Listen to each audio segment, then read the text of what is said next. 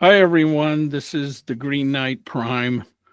Back for a Canada election update video. It's the morning after, or the afternoon after, I should say. I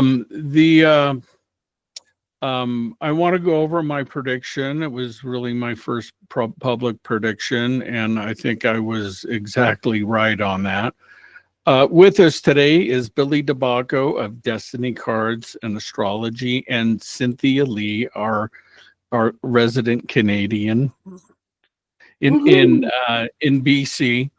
I'm just going to share the chart that I thought was the most relevant. Then we'll talk about it, and then we're going to look at Alberta's founding chart when they became a province briefly. This will be a short video. Okay. Everybody doing good tonight? Cynthia, Ronnie? Oh, good? Very good. Okay. Can you see the chart? So this is the one I felt that was the relevant chart here. On the outside is the day of the election, and in the middle is the Canada Act chart of 1982. And I circled up here the moon transiting on election day over the guardian angel Selena down in the Act chart at first. And things started out, and I think the conservatives were very confident. And it transited there, and then it transited over Chiron. So causing a little pain. Moon Chiron is a very difficult aspect. But then the moon transited over the transiting Uranus in that top chart there to switch things up, and then passed over the fixed star Algol, which is an intensive, it's known as the demon star, actually. And we know the election started out well, and it seemed to be going, and I was watching the returns. It looks like the Liberals were going to win big, and it went. And then later in that evening, I was surprised that it came down to like a 4-seat difference. And then when I woke up this morning, it looks like the Liberals were in the minority. They didn't have enough to form a government. I really don't know much about Canada politics or how their government's formed. But later today, the moon's in Gemini over the Act's Gemini moon. And the last that I looked at it, the Liberals were like 168 seats or 69, and I even saw it pop up to 171 for a second, and I think the critical number is 172. So I'd like to ask Cynthia, if I could stop sharing that, what the feeling was like in Canada last night. How were you and your friends? And you're in BC, so you were at the end of the election, so to speak. Yeah, so it was nerve-wracking. Like I had friends that were messaging, because again, right, like they're counting the polls, so it's like those numbers they just keep shifting. It started off as like exactly like what you said, conservative looked like they were doing good, but then after that, definitely liberals were like higher. And then it came to the point where they were like exactly what you said about like 4 seats apart. So, like I have friends that are messaging, because then, you're thinking in your head, you're like, okay, well, this could be good, because then let's say they decide to form a coalition with another party, then they have enough seats, right? But then after that, it just started declining like really quickly. What's interesting is that they already announced that the Liberals won, even though they weren't done counting the polls.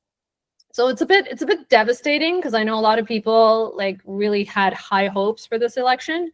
It's a bit crazy to me that how can they win again when they've done so much damage? Like, why are people voting for this? Like, they're okay with things getting worse. So it's really weird. But also at the same time, it's like the astrology said, this was going to happen. Like, I'm not going to lie. I woke up in the morning and I actually debated if I should go vote or not, because obviously I knew the astrology, but also at the same time, part of me is like, okay, I'm still hopeful. So I still went and voted, but as we know and as we saw, didn't matter. Yeah. Okay. And, and I want to share something because in my prediction, I said, I mean, I pretty much said it was going to be like the 2020 election down here, where we all went to bed thinking Trump had won, and then we woke up and then there was like a 2-3 week vote count going on down here. But so I was thinking, boy, with that moon over Algol and Uranus, there's shenanigans going on. I want to share this one Instagram reel that I think it's really kind of relevant, showing that maybe there probably was shenanigans. So if I can remember how to do this.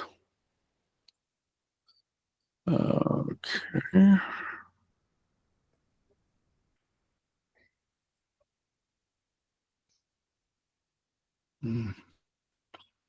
Okay, let's see if this plays here. So something is really fishy with what's going on with this election here in Canada. I was supposed to be working for Elections Canada tonight in Durham region, which is just east of Toronto. And so what my job was is when the votes are done at each polling station, they get brought to the office. I was there to make sure all the packages were sealed, all the documentation was in order, so then the votes can be tabulated and counted. Not a single vote in Durham region had been counted yet. None of them had been brought to the office yet. Then I go on my phone and I see CTV declaring the Liberals the winners. It's like, how is this even possible? Here we have, one of the biggest areas just east of the GTA, Pickering, Ajax, Whitby, Oshawa, Uxbridge. Not a single vote counted. And then, CTV says the Liberals win. And then CBC follows in that. This reeks. How is this even possible? Something's fishy. Something's not right. There's got to be some sort of investigation into this because it's not right. Okay.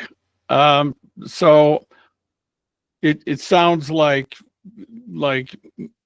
missing boxes, votes not counted, elections being declared. Now that's just one little reel there. I don't know what's going on here, but I remember in 2020 you would actually see videos of people carrying boxes and uncovering hidden boxes to be counted.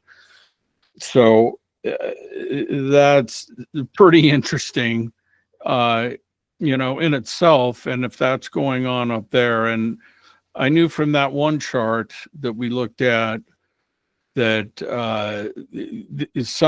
there was somebody or some entity that could not lose at all up there. So we'll leave that at that.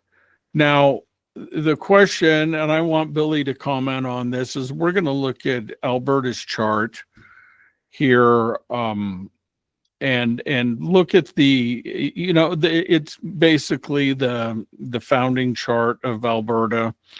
And part of my prediction was the day after the petition drive would begin. And I'll let Cynthia, didn't the premier of Alberta make an announcement today that? Yeah, so originally they needed, I think it was 600,000 signatures for the petition. Now they brought it down to, oh my God, was it 177,000, I believe? From what I last read, I think they're all meeting on Friday to discuss the way forward. They've also extended too, because the petition was supposed to be within 90 days, and now, it was 60 days, and now it's extended to 90 days. Was that it, or is it 120? Yeah, 90 or 120 days, something like that. Ended anyway. But it's very interesting to see how seriously they are taking it, because I do remember hearing the premiers of Alberta saying that she wanted to talk to, the prime minister now to see if they'll actually work together, but it seems like they're going to go ahead with the petition anyway, even before that. So yeah, that's my prediction. Okay, let me share this other chart. And we need Billy's expert eye on this. You got two eyes too. Yeah, I'm wearing spectacles and you're not. That doesn't mean I can see good. Yeah, I know that. You've demonstrated that in the past. Okay, let me make this bigger for your eyes there. Yeah, we need to enlarge it really big. But, you know, the other chart you showed, it was the Uranus with the moon, the pancake flipper, as we call it. Things change. This chart, I see a good identity with Alberta there, with Mars in the first house, with Uranus. So, you know, a lot of magical things can happen with the strong identity.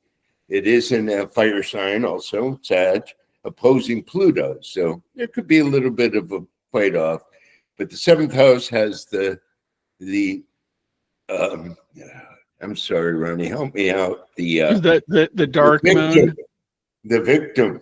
The victim, the dark moon.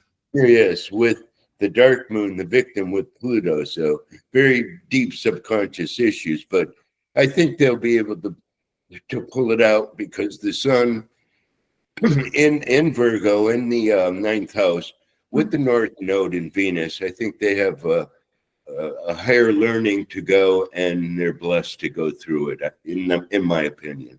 Yeah, they do have a very high opinion of themselves there. Yes. Well, and it's interesting that sun squares Pluto. It's off 4 degrees, but it's closer to a sun square moon. I mean, Pluto is kind of death and transformation into their moon, of new consciousness, really. And it's a 3/4 moon. Right. So it's starting to, it's a waxing gibbous moon at that point. Right. And of note, look at that Saturn and South Node in Aquarius. Correct. I mean, in the third house, it's really telling Saturn to get the heck out of the third house and go travel. An Aquarian Saturn needs to go around the world to find themselves. And and later on, when we look at this, we'll progress the chart, because I'm just curious to see what a 120-year-old progress chart looks like, because I think some of these things are going to be coming into place. Correct. With that ninth house, but with the sun conjuncting the MC, I think they can go wherever they want to go and have it happen their way. That's my opinion. Yeah, Alberta is the golden child of Canada, is what I'm seeing in this chart. We didn't even touch on and everything, but we'll get into that later.